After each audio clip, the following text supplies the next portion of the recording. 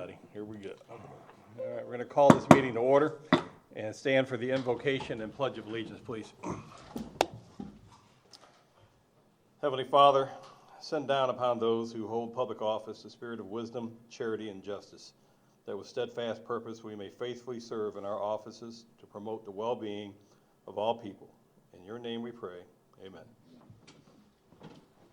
I pledge allegiance to the flag of the United States of America and to the republic for which it stands, one nation, under God, indivisible, with liberty and justice for all. Carly, if you can call the roll, please. Menier. Here. Thomas. Here. Thompson. Here. Reed. Here. Penny. Here. Well, good morning, everybody. Thank you for joining us today. This morning we're going to conduct an agenda meeting immediately followed by an administrative workshop. So we're going to briefly go through the agenda items for the November 14th regular commission meeting. Looks like our first item will be a public hearing, quasi-judicial. Consideration of an application for variance from the city of South Pasadena. What do those people want? And so we got a public hearing, ordinance number 2023-06. This will be an ordinance of the city of South Pasadena, Florida, amending appendix chapter A 198 fees of the Code of Ordinances related to the rates and charges for reclaimed water. To increase the minimum monthly reclaimed water service charge for a single-family residential customer to $10.25, and to increase commercial and municipal user service charges to $293 per pervious acre. This is the second and final reading. Our next item is another ordinance, and this is ordinance number 2023-07. And this will be an ordinance of the city of South Pasadena, Florida, amending appendix chapter A 198 fees of the Code of Ordinances related to the rates and charges for sewage usage. The increase to increase the base minimum monthly sewer rates and sewer flow charge rates by 16.6%. And this will again they'll provide an effective date, second and final reading. Our fourth item on the agenda will be an ordinance number 2023-08. This one's a long one. So this is an ordinance of the city of South Pasadena, Florida, amending ordinance number 2022-02, the city's 2022/23 fiscal budget, decreasing public safety appropriations, capital improvement fund by $4,888,709, by decreasing the budgeted fire station construction cost of $4,780,984 to be rolled over to the fiscal 2024 capital budget, by reallocating $22,725 of the construction budget to the fire vehicle acquisition budget, and by reallocating or increasing the Community Improvement Department capital budget by $85,000 for contract changes for the implementation of the Tyler Technologies InterGov permitting and licensing software. This will be providing for an effective date, and this again will be a second and final reading of this ordinance. We have no unfinished business next week. We'll have the consent agenda, which will be the minutes for the month of October, which are always on file in the city clerk's office. We'll have items under new business, though. We have a resolution number 2023-13, a resolution of the city of South Pasadena, Florida, appointing one member to the Board of Trustees of the Firefighters Pension Board. We're also going to have a resolution number 2023-14, a resolution of the city of South Pasadena, Florida, authorizing the closing of city offices on Tuesday, December 26th, 2023, and Friday, December 29th, 2023, for the Christmas and New Year's holidays, and granting non-bargaining unit employees paid holiday time. We're also going to have a motion to authorize myself as mayor to execute an easement allowing Duke Energy to install its facilities on real property owned by the city of South Pasadena, Florida, located at 1477 Pasadena Avenue South. And that is all we're going to have. Does anyone have any questions or objections to anything on the agenda for next week? Looks good. Okay, so the agenda is approved. So at this point, we will adjourn, and we'll ask everyone to move to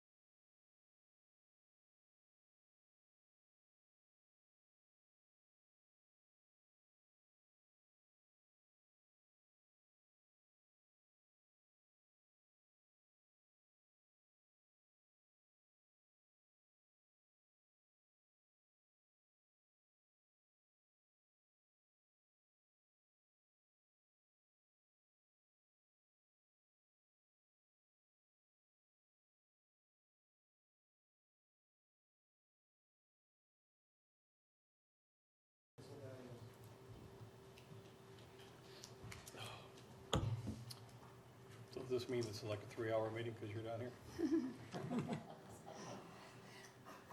I'd like to tell you no. I'd like you to be nice to her, because she can punish us. She could stretch it out, couldn't she? Very true. We need this. But she looks like she's in a good mood. I love She this is. stuff. I do. I All love right. When a lawyer tells you that, it's scary.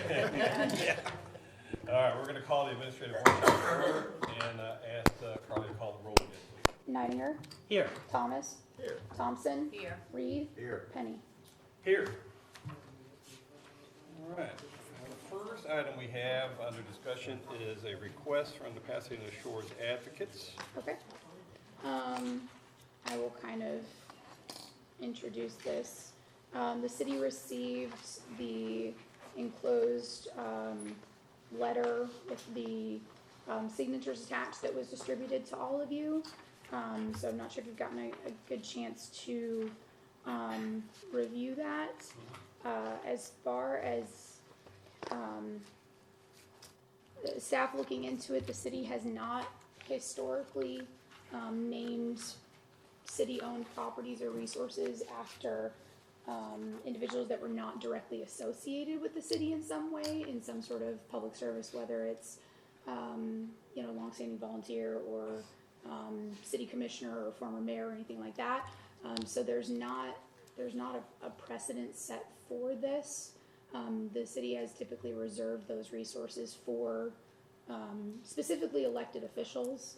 There have been certain honors that have been put in place for longstanding volunteers or things like that.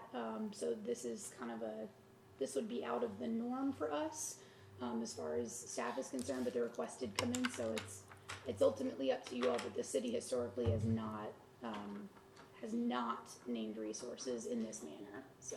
I seem to remember we had someone on the island that Carl Holland. asked if wanted to have the bridge named after him, but they had done, it was basically just a neighborhood thing, and it wasn't, they hadn't done anything for the city or to help the whole city out, and so that was denied at that time. Let's just have a discussion with you guys. Carly makes a good point. I mean, we start a precedent now. Where does it go? Takes on a life of its own. And the city does have the Sun Bench Memorial Program where somebody can purchase a bench and honor somebody. I'm sure your family member was a wonderful person. I didn't know him. This puts us in kind of an awkward position having to discuss this and possibly turn down your request, and hope you don't take that as a slight towards your family member or you guys at all. But I just think if we go down the road of granting petitions to rename things, we're going to have an endless supply of petitions to rename things. And we do have benches available throughout the city. I don't know how many we have left, but that's a fitting way that you could memorialize. And maybe we could even look at putting one in that park, if that would kind of be a halfway point. Place a bench in the park, and then you could put the plaque on that way. Yeah, Well, I was here when we did deny the Carl Holland one because for the same reasons. And I would just suggest that if somebody wants to make this kind of a request of the commissioner of the city, it might be a good idea to first talk to an official or one of the commissioners, or certainly the city clerk, to find out if this is something that's even possible before you go around and get a whole bunch of signatures, and then it makes us look like we're the bad guys, because it is pretty much been a policy over the years not to do this, other than city officials or even city staff, if that were to happen. But, that's the only thing that I say. I don't think that this was done in the right way. We could have avoided a lot of disappointment if they had asked first. May I speak? I'm his daughter, Carl Schlemmer's daughter. Sure. Does she have to come up? Yeah, if I can get at least your name and address, I just need to know who you are for the record. Here's the If you can speaker. speak You into want the to come up there? microphone. Oh, no, it's others. Is it on?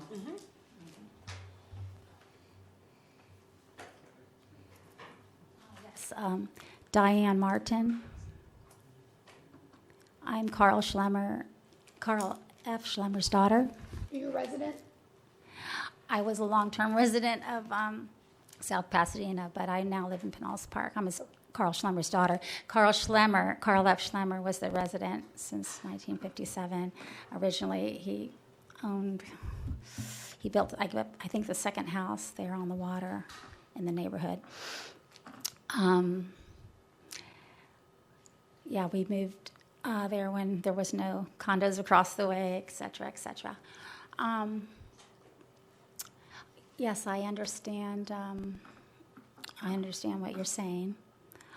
And there may be a bench already in that neighborhood, in that park. I can't remember if it has. There is one. It does. Is there?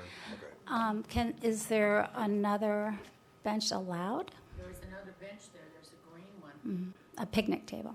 No, there is one of our old, the city, The old city benches. yeah, the old city benches is in there. Possibly be replaced, isn't this the park that has the little pier up front that we're talking about? The one near the Near hospital? the hospital. Yeah, the one next So, to the hospital. I haven't been over there in a little while, but what there are like built-in benches into that pier, or is it just? the pier Yes, with I nothing think to there sit are. on? So, but I think still, there's a benches. plaque could be put out there on that pier. See, that's what I was getting to. I was wondering if that was maybe a Yeah, so, possibility. the same kind of thing that would go on the bench. Yeah. Maybe Yeah. just something off to the side. That's not naming the park after someone. It's just putting a plaque Yeah, remembering someone in that neighborhood. that would be very nice. Seems I'm totally in favor of that. fair to everybody here. I think that's a win-win. Yeah, I think that's good. In fact, that's actually even the dock part of it is even fits my dad even more than even the park. My dad, he had a he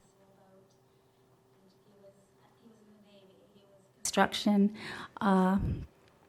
in the Navy. His brother was in the Navy as a naval flyer that crashed in training and passed. And so my dad was the only living son left, so he was able to be, could be discharged, etc. So anyway, he was a lot of history with the Navy, loved the military, loved the water, ended up with the sailboat, loved the sailboat, and enjoyed. So the dock end of it fits my dad very well. So I think that would be very, very nice. Appreciate But that. to be clear, we're not naming the dock. We're allowing a That's, plaque I to be- wanted Yeah, to it's get a just- little clarification Yeah, because so those, not Yeah. in the dock, but we're Right. just putting a plaque Yeah. up there. Yeah. And And now We knowing have, about your you dad's know- military service, you may already know about the American Legion on St. Pete Beach. You can buy a memorial brick as well, and put it in the ground around the flagpole. I've got one going in for my father. He passed away almost 3 years ago, and he was in the Marines. And it's like $50. So you could have him on a dock and also by the American flag honoring his service. Very nice. No. Okay, thank you. Yes, and I understand where you're coming from and all, but just so you know a little bit of history with my dad. Earlier on, they were trying to fill in the bay back behind us, and my dad and my mother family worked very hard to keep that from happening. Dot Sample, she was going to try to save the bay there behind us from being dredged up and filled in, the entire thing. And so we did. My dad was in the printing business at the time, after the Navy, and that's how he came to end up in here, Florida. So he printed all these posters. He was in the printing business, so he did the printing of the posters to try to get her elected to save our bay. And so that ended up happening. That's why we still have that beautiful bay back there to enjoy. So just a little bit of history. That's good to know. Thank you. Okay.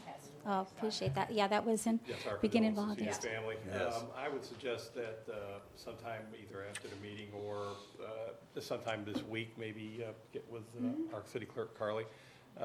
She can, there's like a little thing you can fill out, I guess, for what type of wording you might want. So take some time to think about it. I mean, it's not, you can probably look at one of the plaques that's out here on the bench in front of City Hall to get an idea of how much room you have. And just something to remember your father and the way maybe, I guess he loved to fish over there, so maybe something about that. He Let loved- her know, and yeah. we can put that up there for you. scuba diving, underwater photography, Excellent. water type things. Here's a picture of my dad in the neighborhood. Let's see. Oh, very nice. This was when, about maybe 89 years old. He would take a walk the 2 blocks all the way around. He started with like 3 times, and then he got to where he could only do 2. He tried to do 2. Sometimes he could only do 1. Not bad, it sounds like. And this is a picture of part of his family on that dock. Oh, look at that, see? We're enjoying the dock, and his home is only two docks down from there.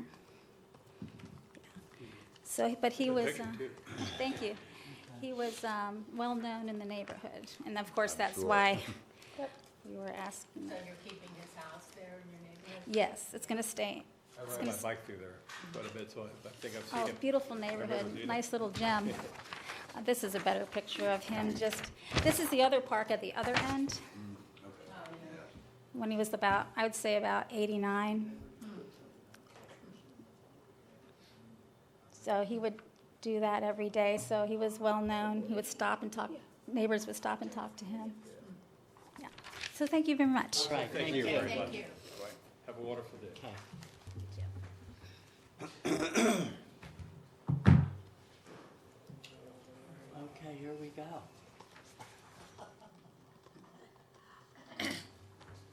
Ready for me to go ahead and give my presentation? No.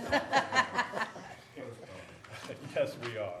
Let's move on to the comp plan overview. Well, if I could just, thank you for giving me this time to give this presentation. You know, I've been serving now as your city attorney for, I want to say, over 3 years, maybe 3, almost 4. And I have, my entire legal background really is in local government law, but it's also in land use law.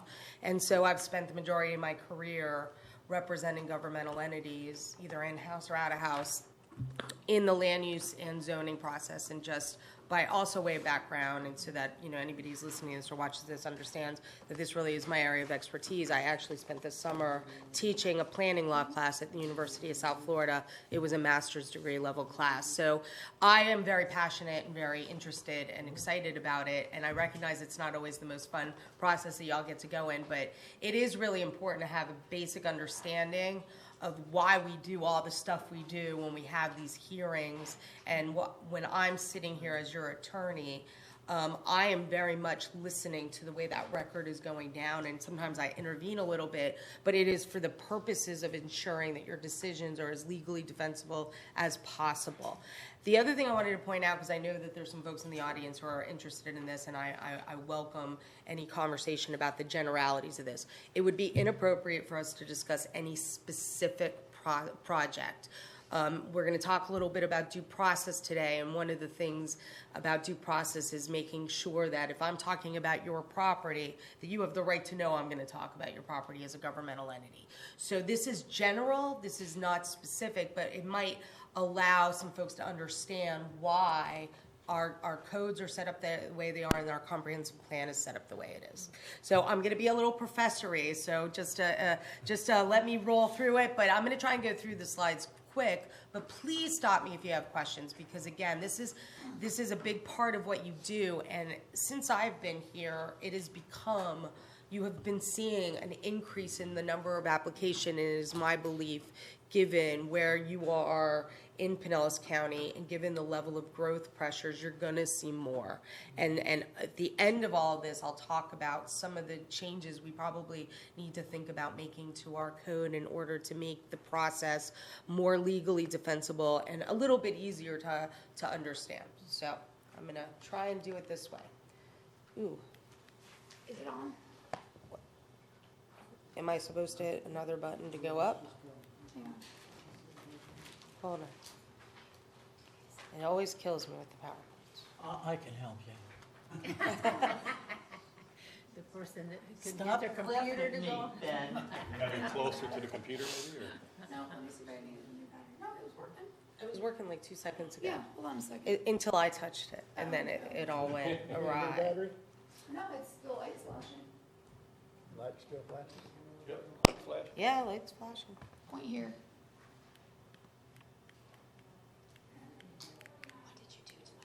Well, now Oh, there's like, you're hitting Oh. the laser. it's cool that there's a laser. Well, I can click it for you, you can even do it. Okay, we'll go on to the next slide, if it works up there. There we go. I'm going to start at the beginning with a little bit of a brief history of zoning. And what we're talking about when we're talking about zoning is the right for a governmental entity to tell a property owner what they can and can't do with their property. It's very basic property rights. When I talk to my students about it, I talk about the bundle of sticks, and this is one of the bundle of sticks in the rights. So the concept of zoning was established by the United States Department of Commerce. A lot of the stuff that happened with zoning has happened in the 20s. And it was a grant of power that a body, a legislative body, and it could divide a governmental entity up into zones, and they could regulate what was happening within those zones. But there's always limits to when you regulate somebody's property. They have rights. Those rights are paramount to your opportunity as a governmental entity to regulate them. I point out the Village of Euclid versus Amber Realty, and again, I'm not going into a big history of it, but when you hear about zoning, it always goes back to this case. This was the case where the United States Supreme Court, again back in the 20s, upheld the constitutionality of zoning, meaning you as a governmental entity have the right to take some of the opportunities a property owner has away from them or to otherwise regulate it. But again, that property right is the most important right that people really do have. It's a valid police power as long as it, and this is important, advance the need for public safety, welfare, and morals. That's really the basis of all of your legislative authority, but specifically in zoning.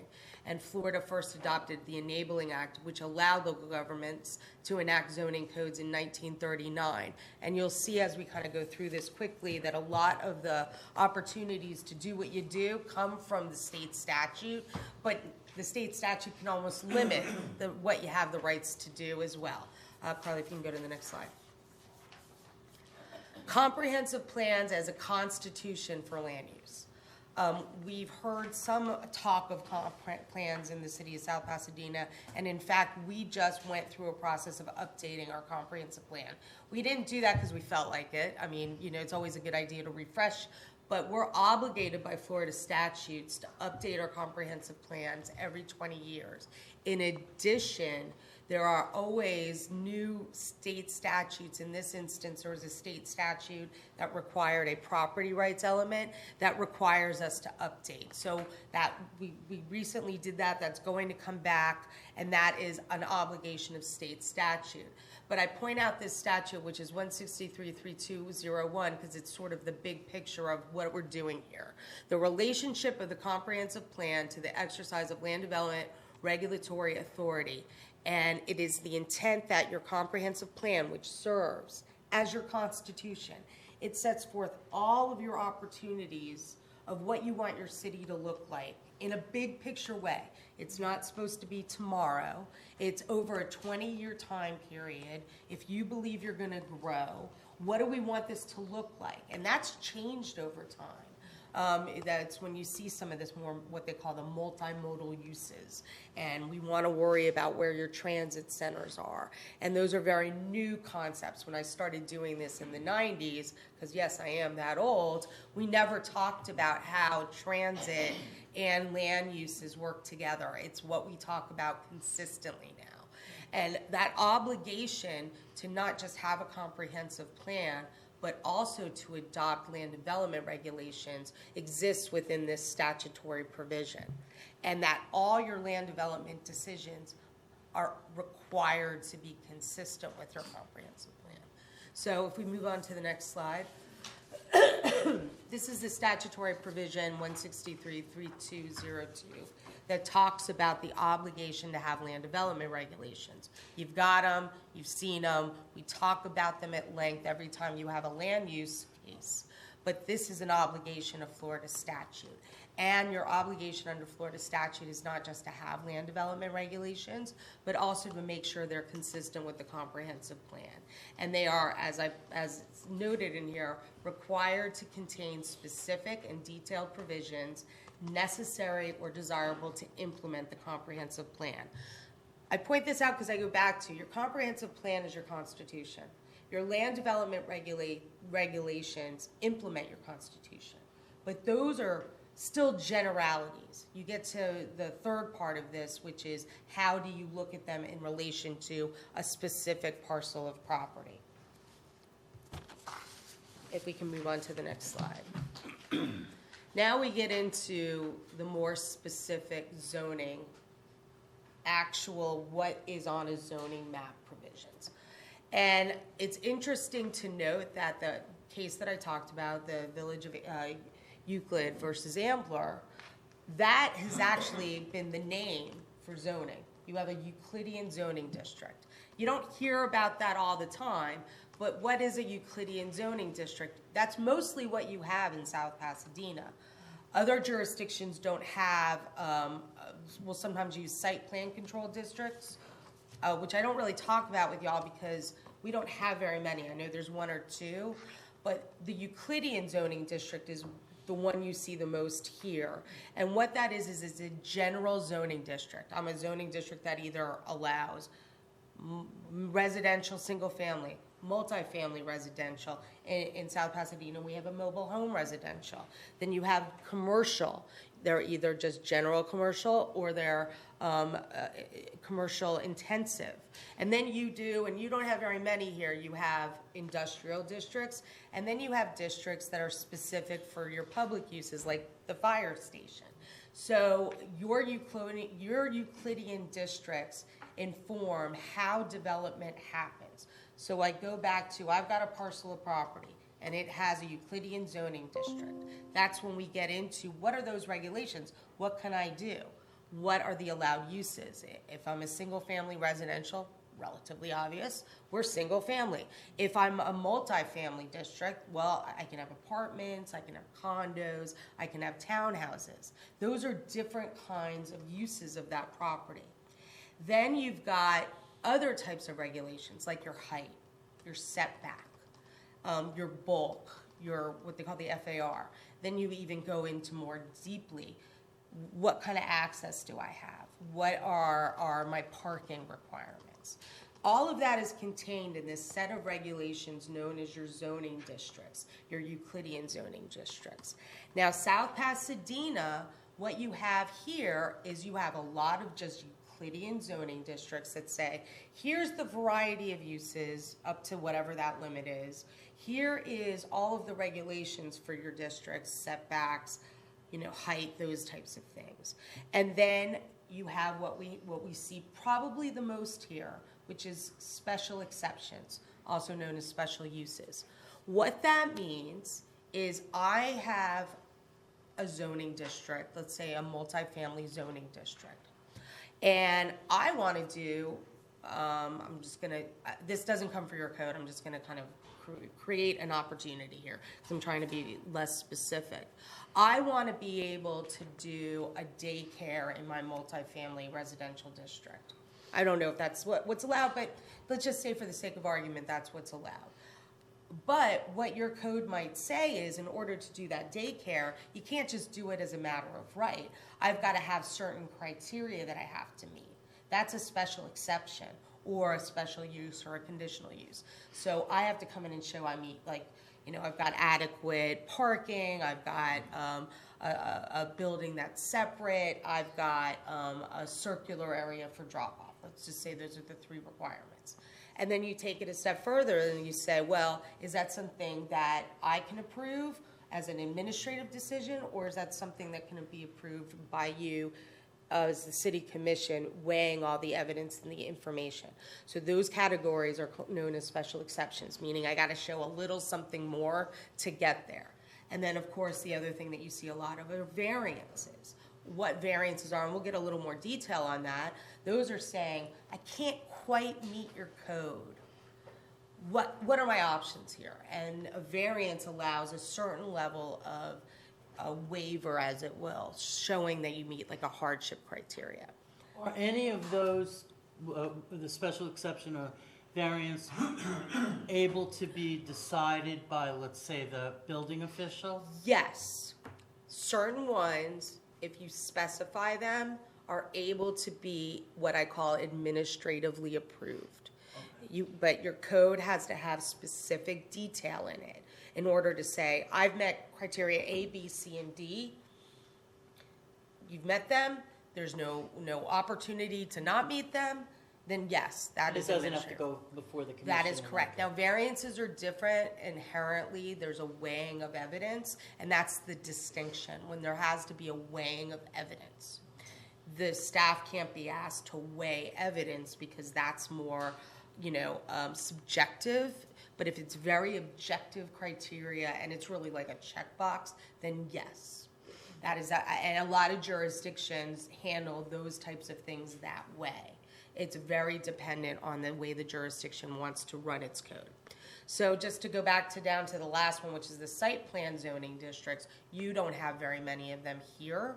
But just so you're aware, what those are is you sort of take and throw out the Euclidean district standards, and you have a standalone zoning for your property. And a lot of jurisdictions in the 90s and 2000s, in order to have more control over what was happening, especially with larger properties, you don't see them in smaller cities because it's usually 10 acres or 20 acres. You'll utilize that to sort of get a better understanding of what's going to be developed there. And I can pretty much tell you without fail, in all the jurisdictions that I've worked with, the ones that went down that path have universally regretted it, because the problem is once you start caring where your dumpster is, then you have to care where that dumpster is in perpetuity. And it ends up not meeting the ultimate goal unless you're talking about like really big projects, like multi-use, you've got all kinds of things going on. But that's more of a policy conversation. We'll go on to the next slide now.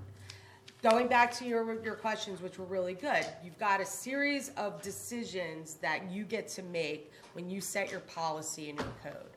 One is which will be legislative, which will be administrative, and which will be quasi-judicial. Legislative decisions are always going to be determined by your legislative body. That means you. You are the ones that set that legislative decision-making. Those are adoption of the comprehensive plan, adoption of your land development code, your adoption of your building code is a legislative action. Adoption of fees. Those are big picture policy decisions, and although they may affect specific parcels of property, they are intended to be part of your policy. So when you look at your comprehensive plan, and this last update we did was a pretty bare bones one. There was no kind of digging underneath and trying to figure out, do we want to change what's going to happen in this part of town versus this part of town? That might be something you want to talk about doing in your future, but for now, you've made a lot of overarching policy decisions. But those policy decisions aren't necessarily implemented in your comprehensive plan. That's where they get implemented as part of your land development code. And then they get implemented through your quasi-judicial processes, which we'll talk about.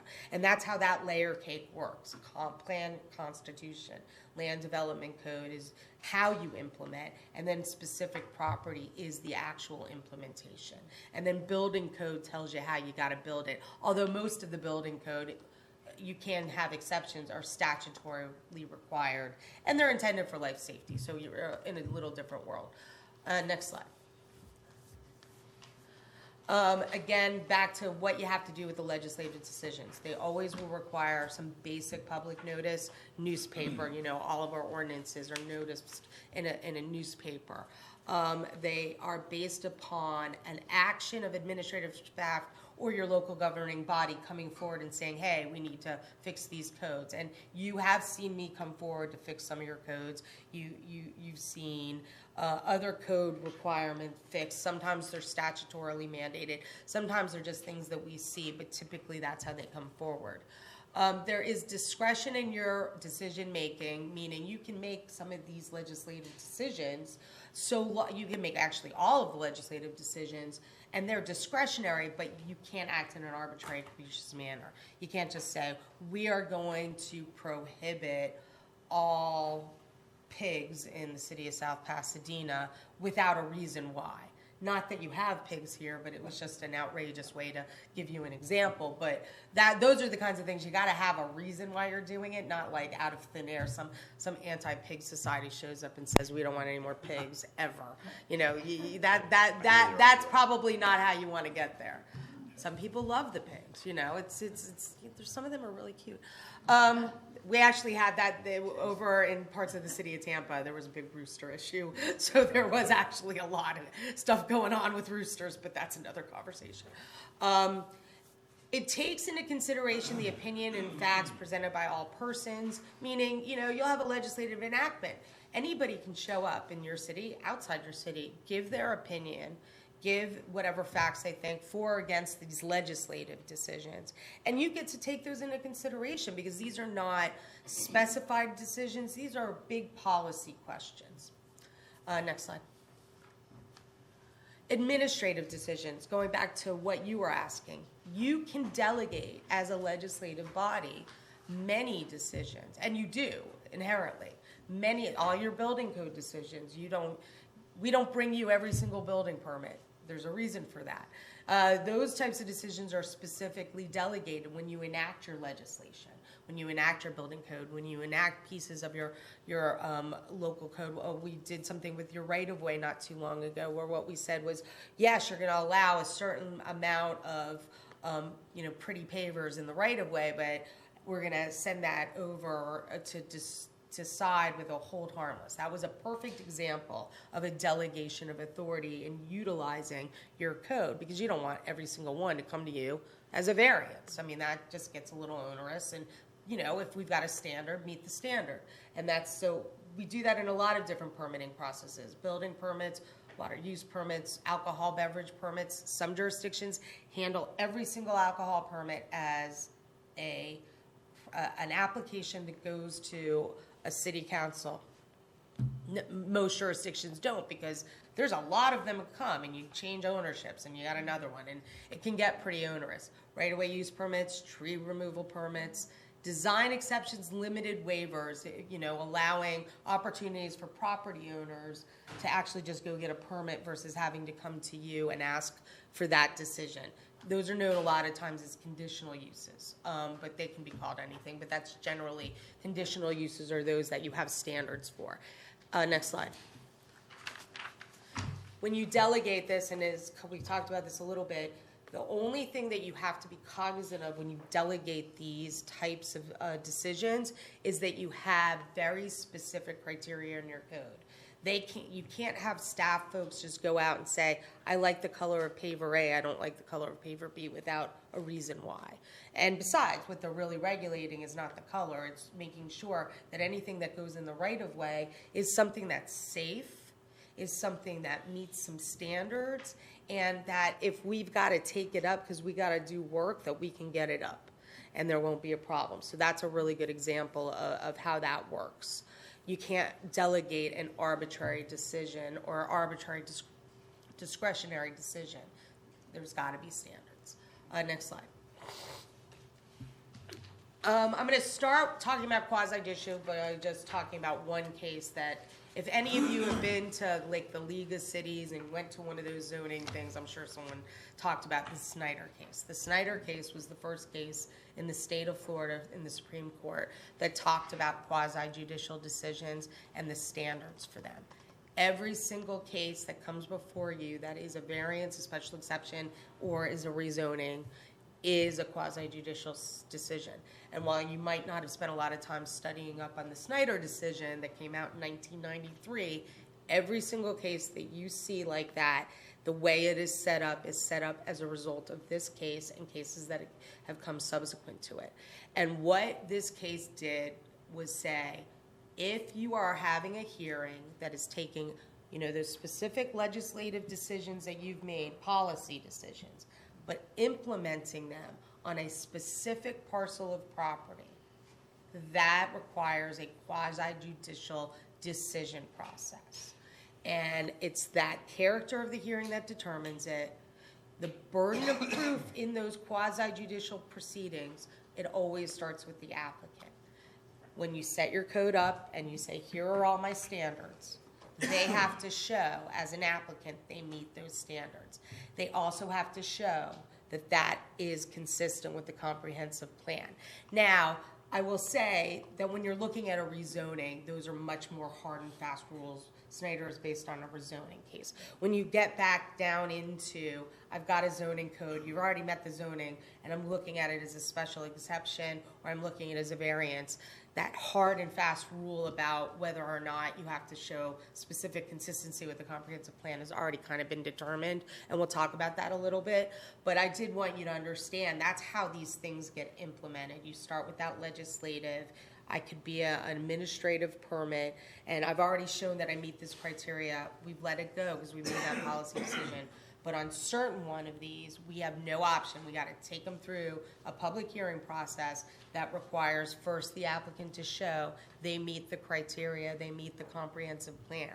But the second part of that is once that applicant has made that showing, it's up for us as a governmental entity to show there was if you say deny it, there was a legitimate public purpose and that there was evidence in the record to support it.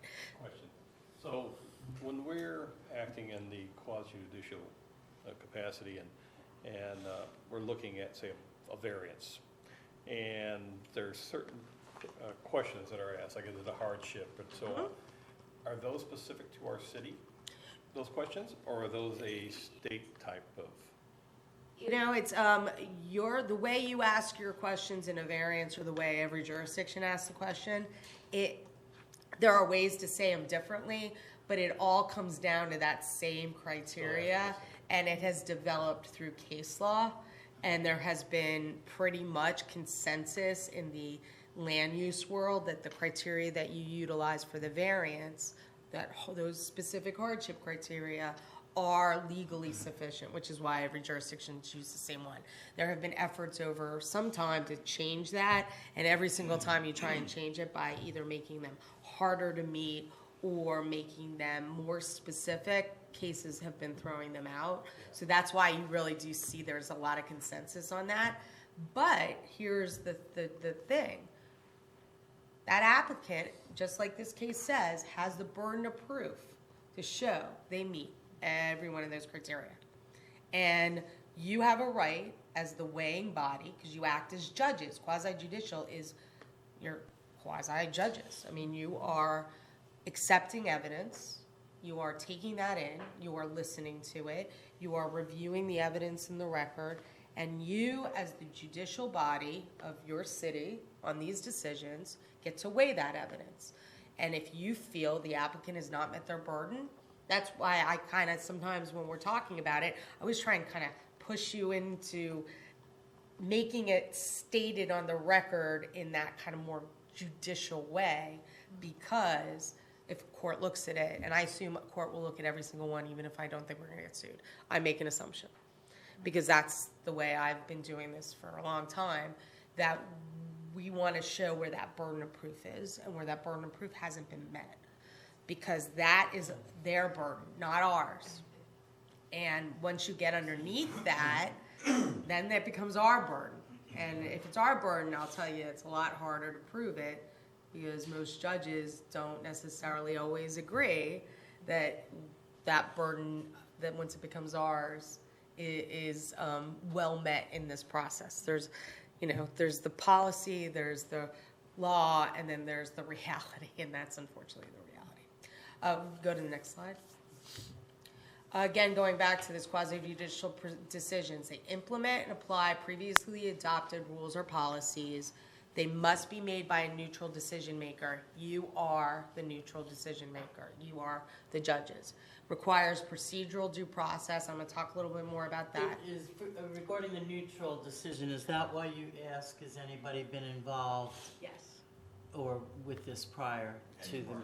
It's ex parte Right. communications is exactly why we make that request. And that actually has been in your process for a long time. There was a case that came out in the 80s that talked about ex parte communication and whether or not, if you've engaged in that ex parte communication, it's two parts. One, is that evidence now part of that record?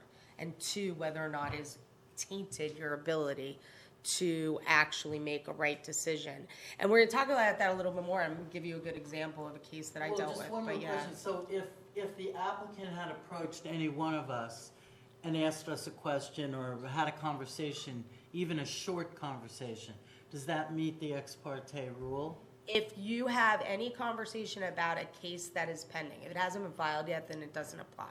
If there's a pending case, and it doesn't matter which side it is, if you've had a conversation about it and somebody's approached you about it, you have the right to talk to people. I don't want to suggest to you you don't. It's the roles that you live in are both political, they're both community service oriented, and you get to be the neutral judge in all this. So the case law, what it said with that is if you have those, I mean, I'm always going to discourage them. I'm always going to discourage them because it muddies it up and it makes it harder if I litigate this. If I don't litigate it, it's really not here or there.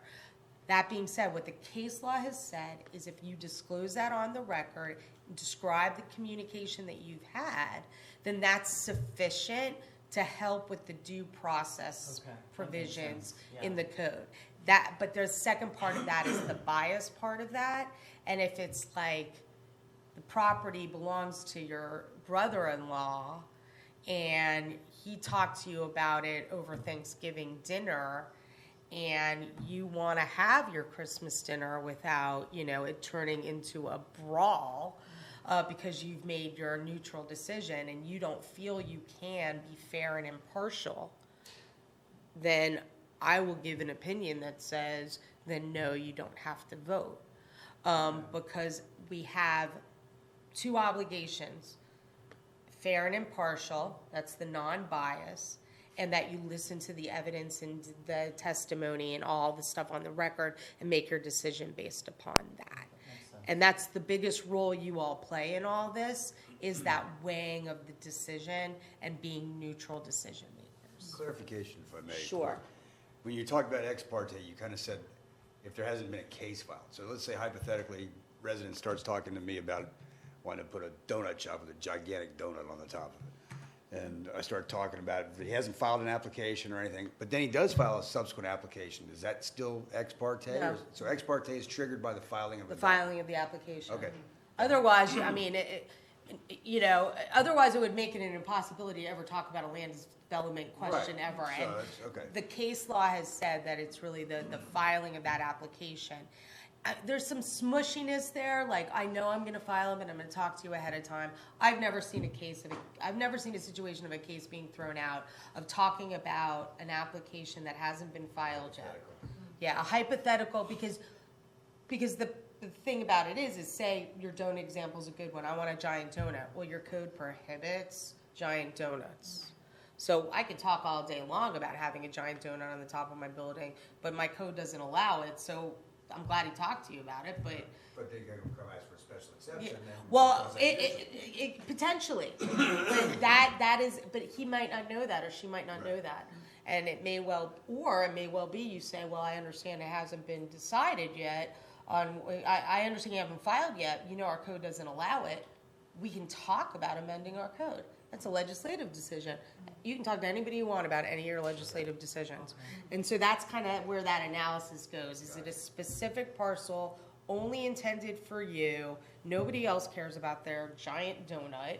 And all of a sudden it's, quasi-judicial. You haven't filed yet, talk. Yeah, and you don't need to let me know. You don't need to let Carly know. You have every right. If it's something that has been filed and you're uncomfortable, you call me. If you're not uncomfortable and want to have the conversation, that's fine. You just need to disclose it on the record. And we'll just need to go through all that. And if there's a question where you're like, I don't want to go with my brother-in-law to dinner at Christmas, and I really am feeling a lot of partiality on this, what do I do? And then I will counsel you not to vote. Now, that's not for everything, and there's standards for that, but the brother-in-law on Christmas is probably the best example because nobody wants to see that go awry. All right, so again, we go back to that's procedural due process. It has to be based upon evidence. There's got to be notice of those public hearings. That's part of due process.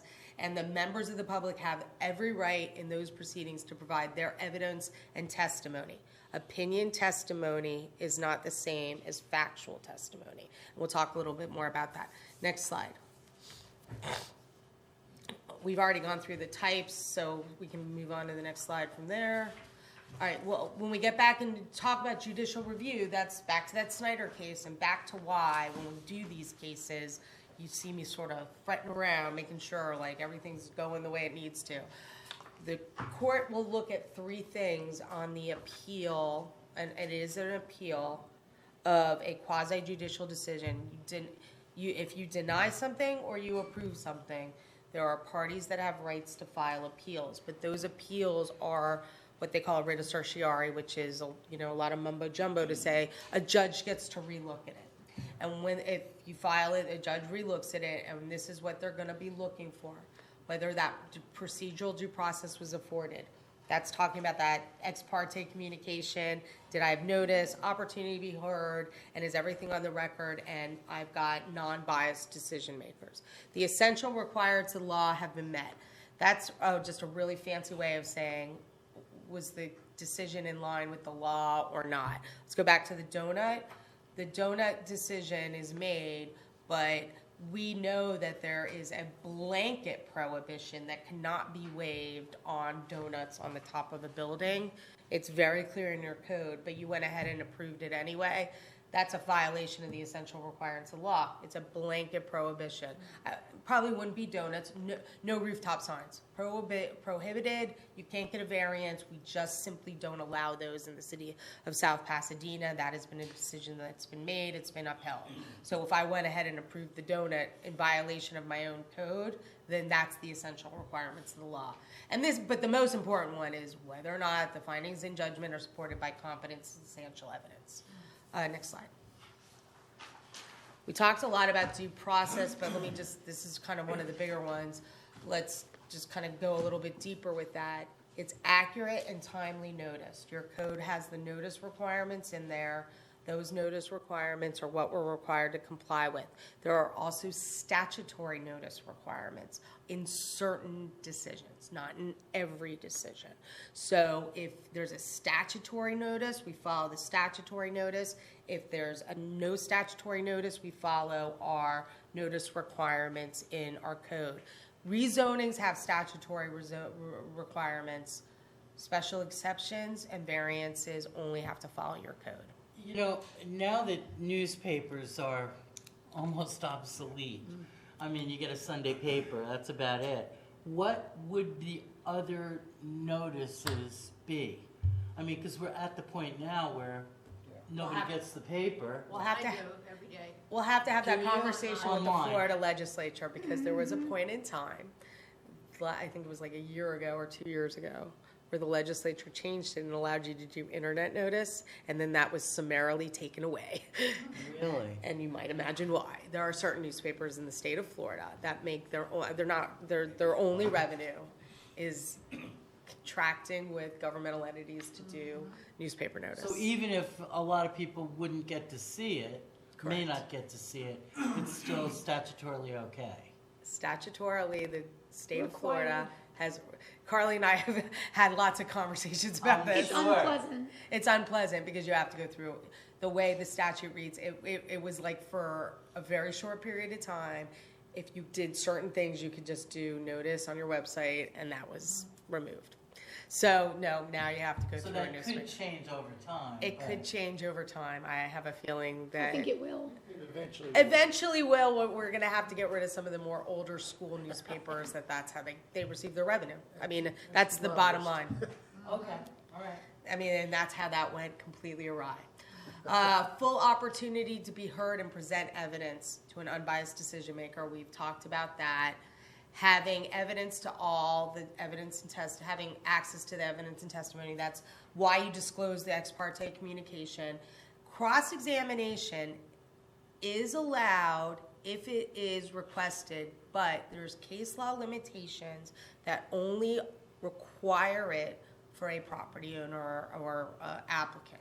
meaning it can't turn into everybody, we can't turn these, it isn't the intent to turn these processes into a full judicial, everybody's got discovery, everybody gets to cross-examine every witnesses. It would, one, get too unwieldy, but we always, when we look at these things, have to remember not just the Constitution and not just our codes, but that the property owner has the ultimate right to their property rights. I mean, it's fundamental in our Constitution. It's a fundamental part of our process. And so that's why they always get the last word. That is why they get the right for cross-examination. That is why those rights exist. And whether or not you like the property owner, don't like the property owner, like the project, don't like the project, we are obligated to give that fundamental fairness to that property owner because it's their property rights, or the applicant or the agent, because Florida statutes does say, hi, even if you got a contract on that property, you still have some of those rights. And the final one is a right to a timely decision. We do a really good job of getting everybody through this process very quickly. Other jurisdictions don't have that same luxury. I did a case in New York City. It took a year and a half just to get the first hearing. Year and a half. Wow. Anyway, next slide. The standards of due process. We've kind of already gone through this all. I'll go to the next slide on that one. We talked about essential requirements of the law. Next slide. Next slide. Let's go into the competent substantial evidence and dig a little deeper into that. What does it mean to be competent and substantial evidence? It's defined as evidence that a reasonable mind would accept as adequate to support a conclusion. That comes from case law. It obviously was written by a lawyer because I don't know what that means, and I'm sure you don't know what it means. But what it really does mean is it's a reasonable mind. No, what it means is okay, this evidence clearly makes sense in light of what I'm being told. And it can come from a lot of different sources in the middle of your hearing. It comes from the maps, records, diagrams, other official records. Every court will tell you that if you've got in front of you a map that shows something that makes it look like that application doesn't comply with your code or it doesn't have a legitimate public purpose, that's competent substantial evidence. Fact and opinion testimony, professional opinion testimony from your professional staff is considered competent substantial evidence, meaning if you've got the land planner getting up and saying, here's my opinion on this as a professional, or here's factually what we see here as a professional, that in and of itself is competent substantial evidence. And I know this is a big interest, is citizen testimony. I have won cases based upon citizen fact-based testimony. Fact-based, not opinion-based. Opinion-based testimony from lay witnesses, the courts will not consider competent substantial. But, for example, I live in a neighborhood, I live near the stop sign, I have seen 10 accidents at that stop sign, and if you're going to add more traffic into my neighborhood, that can lead to a conclusion of more accidents. That can be competent substantial evidence. I don't like it. I don't want it. We don't need this kind of use in our neighborhood. I think it'll bring more crime. I think it'll lower our values by a lay citizen is not considered competent substantial. But do you let them get up and... Yes. They can say whatever they want, and you can't stop them. If you There- find that it's not factual based, it's opinion based. It is Because Can I say to you that if you have repetitive testimony from citizens that are constantly saying things that are not fact-based and they are or irrelevant, can you curb it? Yes. There is a certain level of due process rights that are owned to everybody who shows up, so you've got to be cognizant of it. That's why the majority of times it's probably just better to let it happen. But if it gets repetitive and it's like 11 o'clock at night, yes, the courts will say, you don't have to listen to it all. This isn't, supposed to be like that. So I know that I monitor it in the middle of your hearings, and I've monitored that type of testimony in hearings that I've been in for decades, and I will advise you if I think, this is, getting a little, Well, to edit it. or keeping them on point. yes, or If keep. they want to go off on some other direction. And I'm not doing that, and I say this to my friends in the audience, to be difficult. I am literally listening to your cases, and in my head, I am seeing what that looks like on a cold transcript.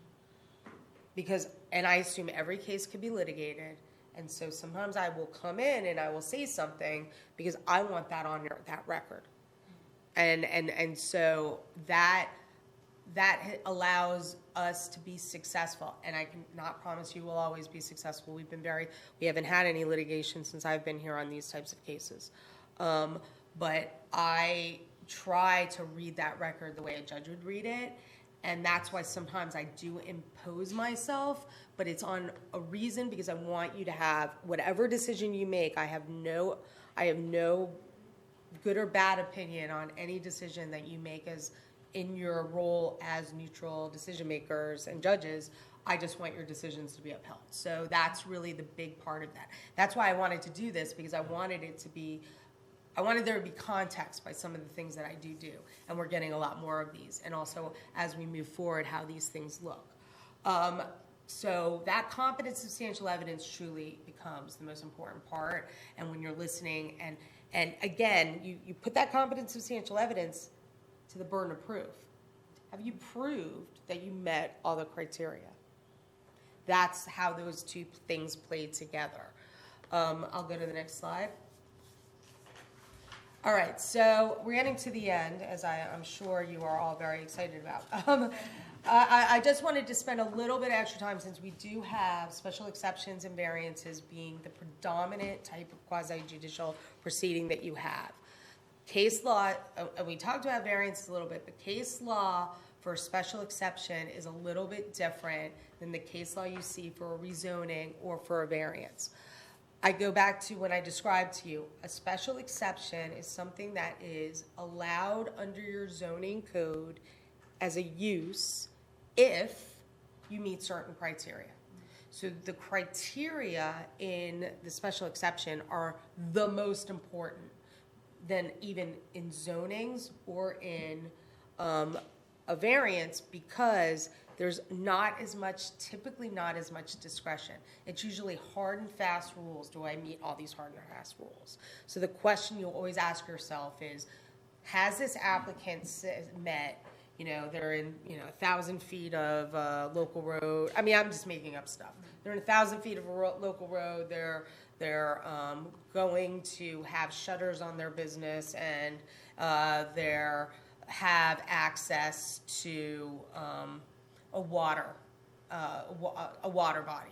I'm just making stuff up. I'm not tying it to a specific case. It's three criteria. If they've met those criteria, and those are easily shown because they're pretty, like 1, 2, 3, then really the burden's on us. And the reason why is because we've said this is an allowable use in that zoning classification. We're okay with it. We just want you to meet a couple extra criteria.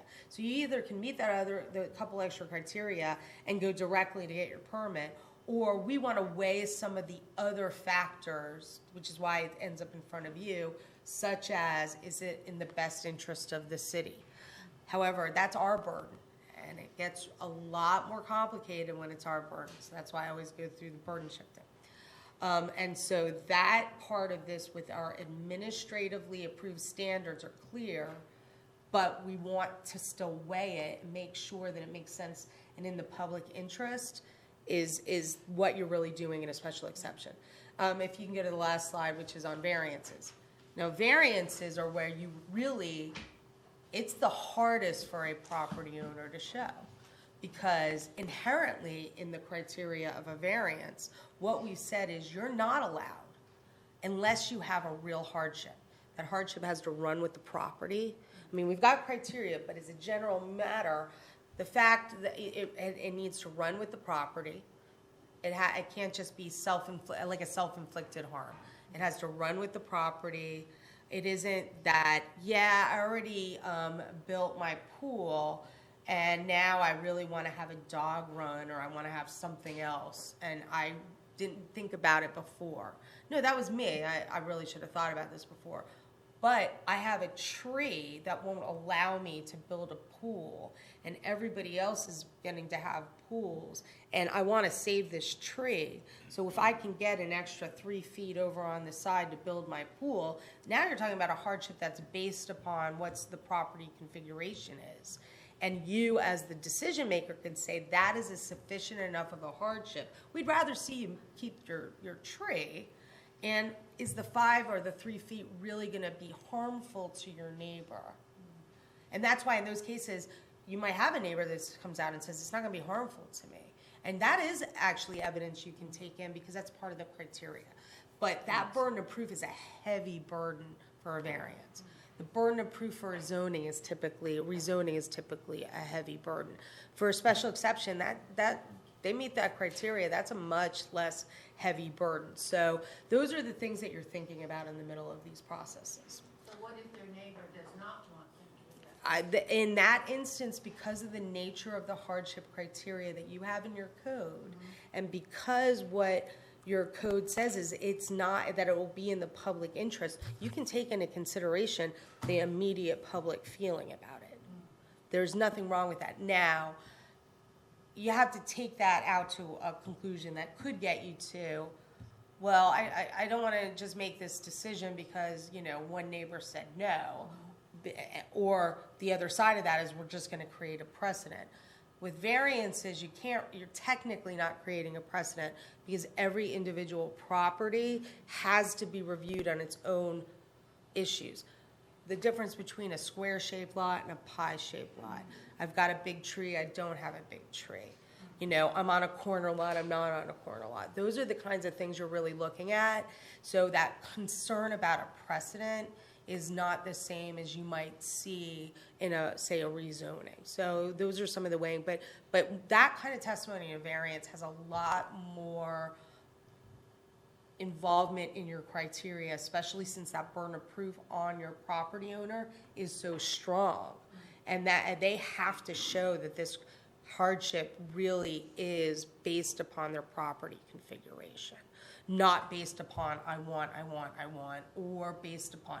Now, the reality is, and this isn't really here, but I've seen this, because a lot of times these don't come to city councils. These variance decisions, they typically go to other boards.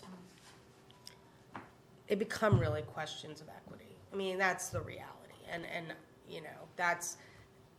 it's hard sometimes when you're up there and you're like, I really feel sorry for these people. Is it really a hardship based on the property? No, but I feel sorry for these people. And that's just reality. But the law allows you to make those decisions based upon what those criteria are and whether or not that applicant has shown that. So that's why it's important to kind of fall back on that when you're making these decisions. So that's my education for today. Good though. I mean, we've got a heavy burden. As planning and zoning, we really do. Yeah. It's And if you don't understand what you're doing, and we always get these enormous packages, I look at them. I mean, I feel as if it's my responsibility to do it. That's I the know. evidence and testimony. And having this, and being able to even maintain this, you have a better feeling. You feel like you're doing the right thing.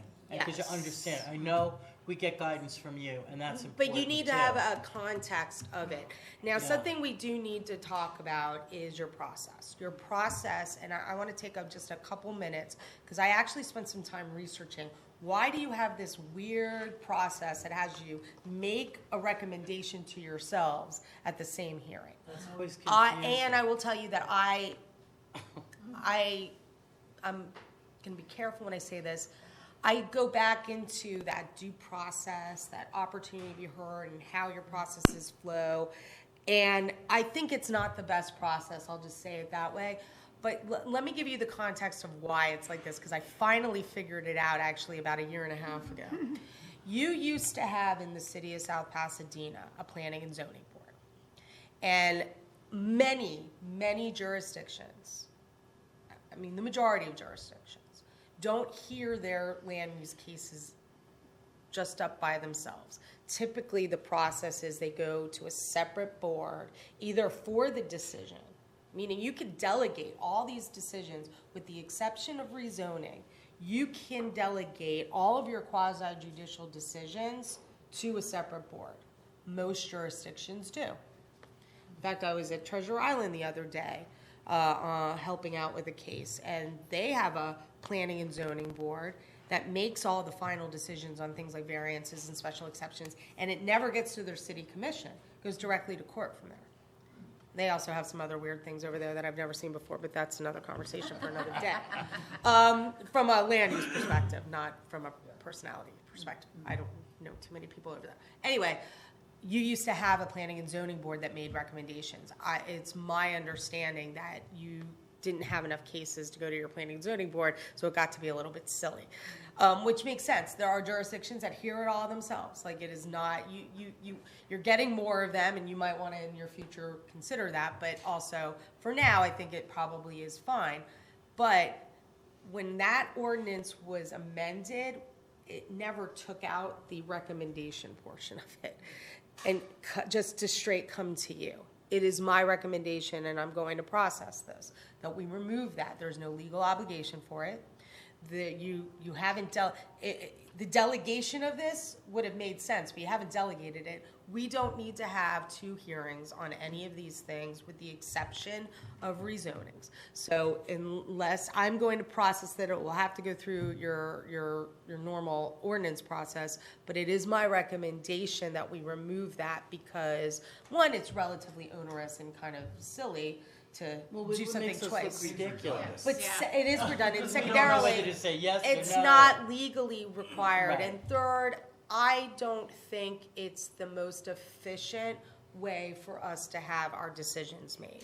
So one of the takeaways from this is I want to let you know that it is my intent to process that, to get rid of that kind of weird, you serve as your own planning and zoning board and make recommendations to yourself at the same hearing. And it is my legal recommendation that we do make this change because although we've been very fortunate, we haven't had any litigation out of any of our decisions. And not that I think that it would create a problem. I don't like to create problems when we can fix problems. So let's go ahead and fix that. And the second part of this. Hang on, just if you don't mind. So Yes. we approve or disapprove of something as a local planning board. Then that's the finality is right there as a local planning board. We don't recommend it back to ourselves to take it back up at the next meeting, which starts 2 minutes after we finish that one. I would just remove you as serving as your own planning and zoning board, Okay. and you as the city commission have the ultimate decision to make. Okay. Oh, So just- yeah, all right, that's, so- yeah. So we would just have you hear it straight up, make the Yeah. decision and be Okay. done, as opposed to this. Because the reason it was there, and there was a lot of, and I know there were members of the audience who were very confused. They were, at one point, it kind of devolved into your planning, your local planning agency function. Local planning agency function is a statutory function for comprehensive plans. It is a completely separate entity.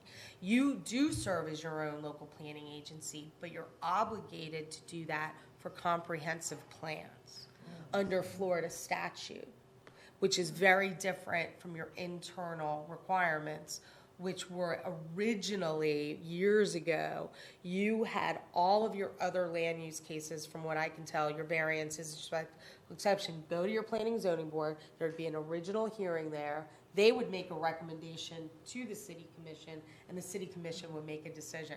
Which, if you think through, really just doing that, except you're doing it yourself, and you're doing it at the same hearing. There is no statutory requirement for that, and so that's why it's my recommendation that we remove that. I think it was a glitch. I don't think it was intended, and I think it was just a quick way to kind of take care of your planning and zoning board. But I actually went back and looked at the old ordinances, and I can see where that glitch occurred. So I'm going to be bringing that forward, and Well, if we do decide at any point to go back to a planning and zoning board that's different, we have to make sure they know what they're doing. Because I will tell you, seriously, I don't think that they had any training.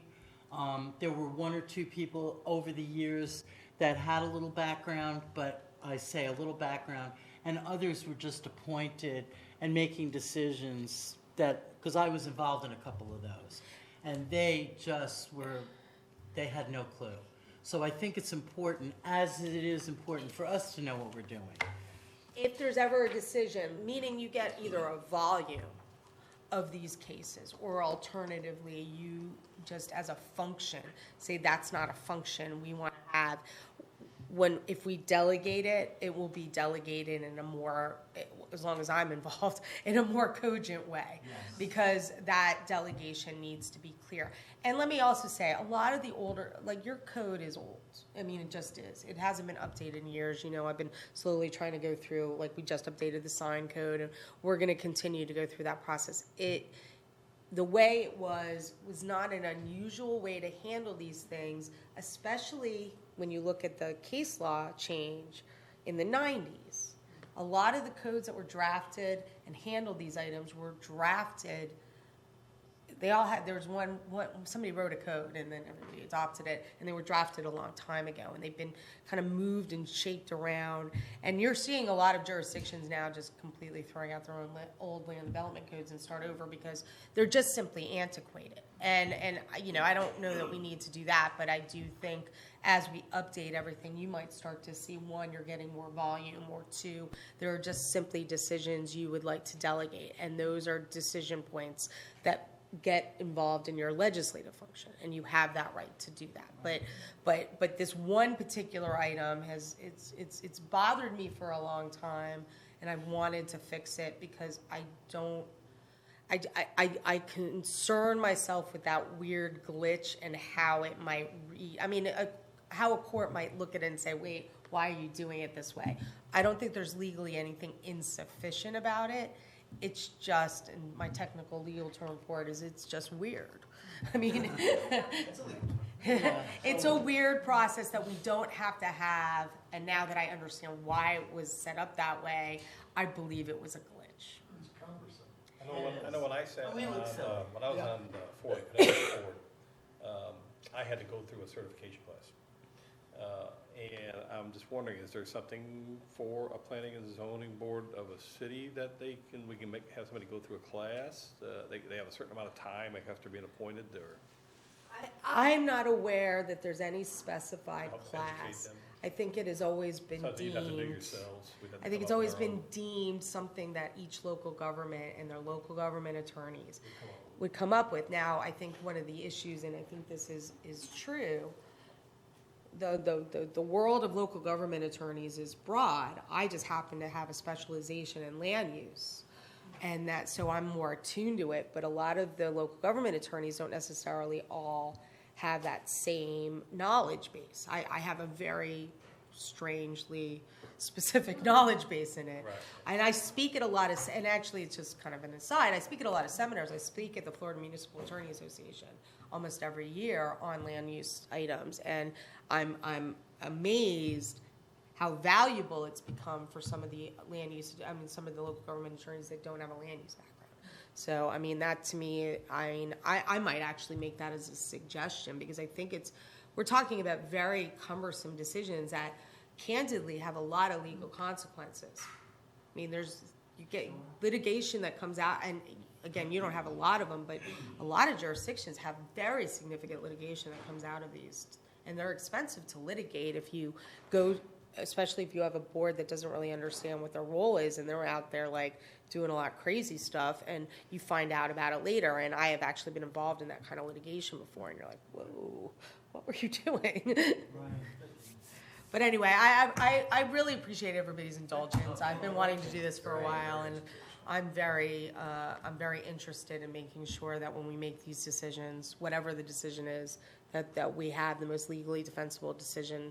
And I think over time, as you start to see your city grow, and it's going to happen, and you're sitting in the middle of two jurisdictions that are growing leaps and bounds. Great. Yes. All right, thank you. Anything else for the group, Carly? I have a couple updates. I don't know if any for anybody. No? No, thank good. you. Okay. Just want to give you all a quick update on the PSTA board appointment. So a vacancy is coming up on the PSTA board. Earlier this year, you all nominated Vice Mayor Reed for that vacancy. So what they did was it's a shared seat. It represents 6 different cities, and so they asked for all 6 cities to submit nominations for the open spot. You all nominated Vice Mayor Reed. Councilman Joe Barkley was nominated by his jurisdiction, and so those were the 2 nominations that were put in. Then all 6 cities are now asked to choose between those individuals. I'm assuming that since you all nominated Vice Mayor Reed, South Pasadena's choice is Vice Mayor Reed, and would like to notify them of that, and then it's just waiting to see sort of the majority vote for that. Have you been So to it's you the- and Joe? Have you been to the other cities? to Not talk- yet. To talk to their, I'm good, the letter just came out with Friday. Yeah. So I'm gonna go out Yeah, so we'll and be start working doing on that. that. Hasn't Joe been on it for a Yeah, while? he's been on it, he's been off it, he now wants back on it. After Joe was then Michael Fredovich, who left, and then Jim Oliver, who's resigning due to the Form 6 rules. Yeah, Who did a good job? Jim Oliver. yeah, I heard, that's Yeah, I what I heard- I plan on read that keeping up. he's- is, And I never got that from Padova, Joe. I'd love to have a copy of what Jim sends out, because I told Mayor Waters I would continue the same thing by I sending can out, send you some of those. that'd be great. And then a list of contacts, and So if any who of you have, votes on that? each individual commission votes. Oh, okay. So in other words, we just voted on me, is standing there. Gulfport will do the same, Seminole, We're out Kansas of City. 6, I guess. So you're gonna get four votes. Yeah, I gotta get 4, I gotta get 3 more. So if any of you have good relationships with any of those other cities, I wouldn't object to you making a phone call on my behalf, I'd appreciate it. I've talked with April Thanos a couple times about it at Gulfport, she was behind me, Seminole's behind me, so, What about Treasure Island? well, they're different, They're not a Oh, shared they're seat. not in the they're group? the seat that's covered by Mayor Petrilla and St. Pete Beach. Okay. I'm pretty sure that's the way it is.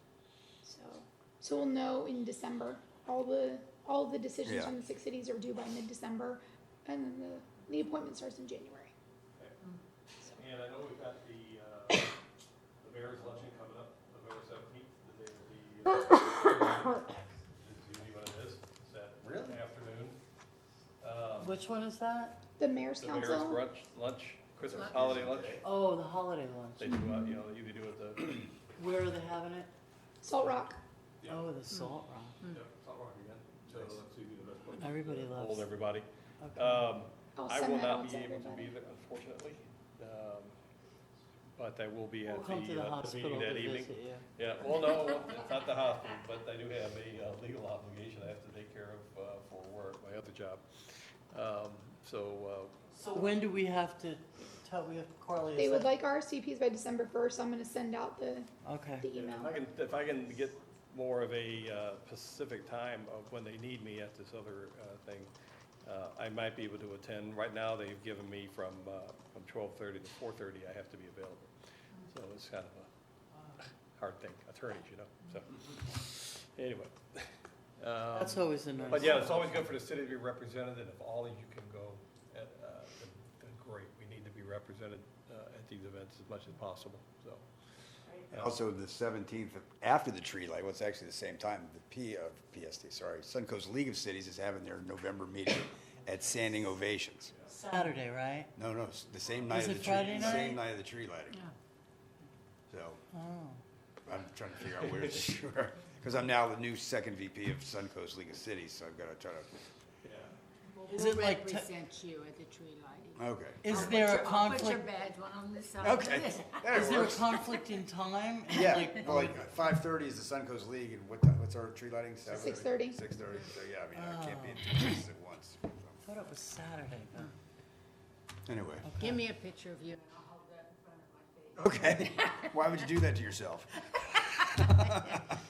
Just an update on the tree lighting. We actually are working with the South Pasadena Community Band to provide music for that event this year. Oh, wow, nice, So very nice. And a lot of people are asking about the band, so it's good.